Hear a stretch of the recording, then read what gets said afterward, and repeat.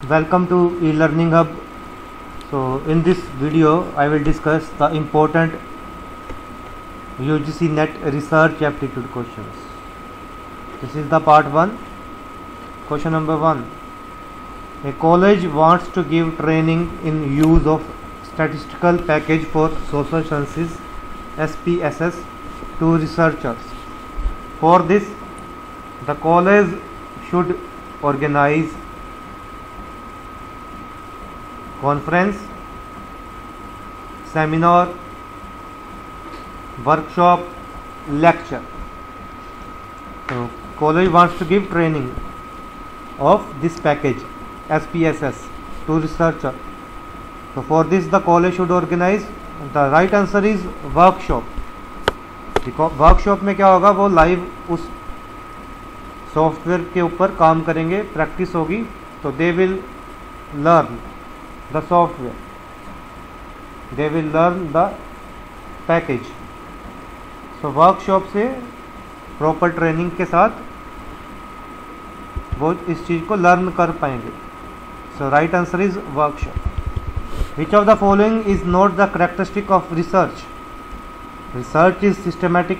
Research is not a process. Research is problem oriented. Research is not passive. कौन सी characteristic नहीं है? The right answer is this one. ये option कहता है research is not a process. So this is wrong. Research is a process. All the other options are right. Fine. इसने पूछा not characteristic. All the other options are the characteristics of the research. Third, books and records are the primary sources of data in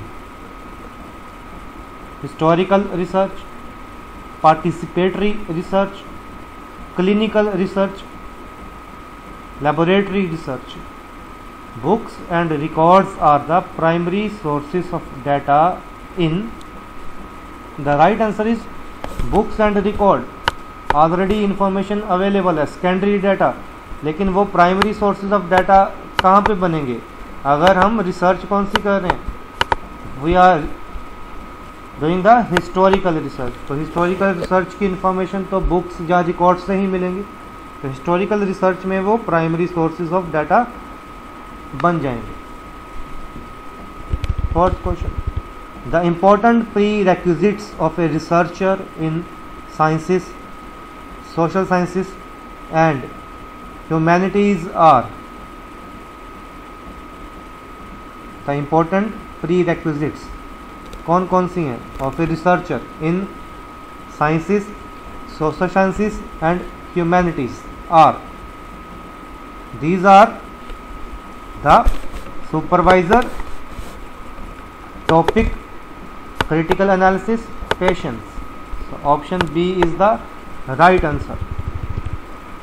fifth question, which of the following statement is not true in the context of participatory research? Options are: it recognizes knowledge as power, it emphasizes on people as expert, it is a collective process of inquiry, its sole purpose is production of knowledge.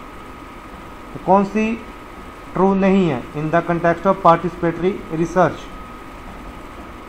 अब ये option देखो, कहता है कि participatory research sole purpose is production of knowledge. सिर्फ यही उसका purpose है. तो this statement is not true in the context of participatory research. Option 4 is the right answer. A researcher is interested in studying the prospects of a particular political party in an urban area. क्या किसी particular political party का urban area में क्या prospect है? तो which tool should he prefer? Rating scale, interview, questionnaire, schedule. Urban area में ने study करनी है prospects of a particular political party, तो कौन सा टूल सही रहेगा? क्वेश्चनर सही रहेगा. क्वेश्चनर में क्या है, जैसे एक सर्वे फॉर्म बना के फिल करने को दे दिया, फिर उसको एनालाइज करके डाटा कलेक्ट किया. ठीक है. Next, ethical norms in research do not involve guidelines for. Ethical norms कौन सी गाइडलाइंस नहीं प्रोवाइड करते? Copyright, thesis format, patenting policy, data sharing policy. Ethical norms में थीसिस फॉर्मेट की गाइडलाइंस नहीं होती, बाकी सभी की गाइडलाइंस होती हैं। ठीक है, तो दीज इसने पूछा डू नॉट इन्वॉल्व गाइडलाइन, तो thesis format is the right answer. A researcher intends to explore the effect of possible factors for the organization of effective midday meal interventions. Which research method will be most appropriate for this study? ठीक है, किस चीज को explore करना है? Affect of possible factors for the organisation of affective mid day meal intervention. So कौन सा research method appropriate रहेगा? Right answer is option 4, ex post facto method. Next question, which of the following is an initial mandatory requirement for pursuing research? Initial requirement कौन सी है जो mandatory है अगर research करनी है तो? Developing a research design, formulating a research question, deciding about the data analysis, formulating a research hypothesis. तो सबसे पहला स्टेप तो यही है कि रिसर्च क्वेश्चन फॉर्मुलेट करना पड़ेगा, तभी उसके रिगार्डिंग आप बाद में स्टेप्स फॉलो करेंगे। जैसे रिसर्च क्वेश्चन पहले फॉर्मुलेट कर लिया, फिर hypothesis, data analysis, research design, ये तो बाद की बातें हैं, है ना। तो first mandatory requirement, initial requirement is option number 2, formulating a research question. The format of thesis writing is the same as in, thesis writing का फॉर्मेट सेम रहेगा जैसा कि किसमें होता है? In the preparation of research paper article, writing of seminar presentation, research dissertation, presenting a workshop, conference paper. The format of thesis writing is the same as in option number 3 is the right answer. In qualitative research paradigm, which of the following features may be considered critical? Data collection with standardized research tools, sampling design with probability sample techniques, data collection with bottom-up empirical evidences, data gathering to take place with top-down systematic evidences.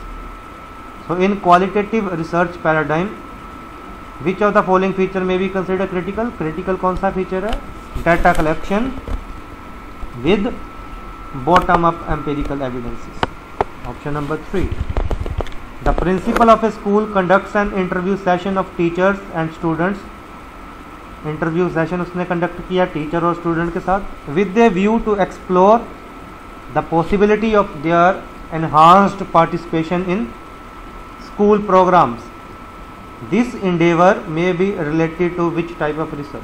किस type of research है ये? Interview conduct किया principal ने ताकि possibility explore की जा सके of the enhanced participants in school programmes. किस टाइप की रिसर्च है ये? evaluation, fundamental, action, applied. So this is the action research. Fine. Option 3 is the right answer.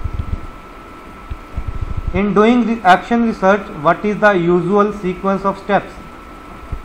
Action research में कौन से steps होते हैं? तो उसमें सबसे पहले प्लानिंग होती है, फिर उसके ऊपर एक्ट किया जाता है, ऑब्जर्व और फिर रिफ्लेक्ट। तो plan, act, observe, reflect. Option 2 is the right answer. Which sequence of research steps is logical? कौन सा सीक्वेंस है? तो रिसर्च के कौन से स्टेप्स हैं? देखो, सबसे पहले प्रॉब्लम को फॉर्मुलेट किया जाता है, फिर उसके बाद हाइपोथेसिस, ठीक है, उसके बाद रिसर्च डिज़ाइन की डेवलपमेंट होती है, फिर डाटा को कलेक्ट किया जाता है, उसके बाद डाटा जो कलेक्ट किया उसको एनालाइज किया जाता है, उसके बाद जो भी डाटा एनालाइज करने के बाद, रिसर्च करने के बाद जो भी जनरलाइजेशन है उसकी फॉर्मुलेशन होती है, और देन कंक्लूजन।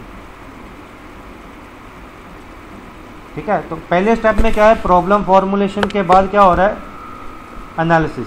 ये तो सीधा ही गलत हो गया। दूसरे में क्या हो रहा है, पहले ही रिसर्च डिज़ाइन बना दिया, प्रॉब्लम फॉर्मुलेशन बाद में, ये भी गलत है। ठीक है, अब इसमें फोर्थ स्टेप में क्या है, प्रॉब्लम फॉर्मुलेशन के बाद डिसाइड किया जा रहा है कौन सा डाटा कलेक्शन टूल है, हाइपोथेसिस बाद में है, तो ये भी गलत है। Option 3 is the right answer. The issue of research ethics may be considered pertinent at which stage of research? Research ethics, ठीक है, कौन सी स्टेज पे pertinent है, ठीक है, कहाँ पे इसकी ज़्यादा इंपॉर्टेंस है। रिसर्च एथिक्स कौन से थे, कॉपीराइट इशू हो गया, जैसे पेटेंट किसी का तो नहीं है ये, तो वो तो तभी होगा जब हम डाटा कलेक्शन करेंगे। ठीक है, so at the stage of data collection. ठीक है जी, next question, in which of the following reporting format is formally prescribed? Conference, doctoral level thesis, workshop, seminar, symposia. The reporting format is formally prescribed in doctoral level thesis. Next, which of the following research type focuses on ameliorating the prevailing situations? Fundamental research, applied research, action research, experimental research. So its right answer is option number 3, action research. A researcher attempts to evaluate the effect of method of feeding on anxiety proneness of children. Which method of research would be appropriate? Case study, experimental, ex post facto method, survey method. So its right answer is option number 3, ex post facto method. In which of the following arrangements a wider spectrum of ideas and issues may be made possible? Wider spectrum of ideas and issues. Research article, workshop mode, conference, symposium. So right answer is conference, option number 3. Which of the following is susceptible to the issue of research ethics?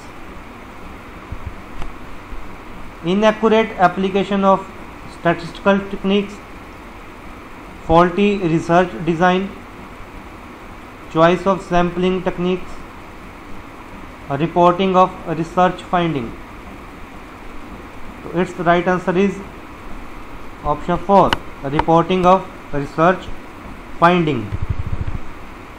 Next, which of the set of the activities best indicate the cyclic nature of action research strategy? ठीक है, तो कौन सा होता है वैसे इसका steps? तो सिंपल सी बात है, सबसे पहले प्लान किया जाता है, फिर उसके ऊपर एक्ट किया जाता है, फिर जो भी एक्ट किया उसको ऑब्जर्व किया जाता है, और देन रिफ्लेक्ट, फाइनली उसको रिफ्लेक्ट। तो option 4। Which of the following sequences of research steps is nearer to scientific method? Scientific method में कौन से स्टेप्स होते हैं?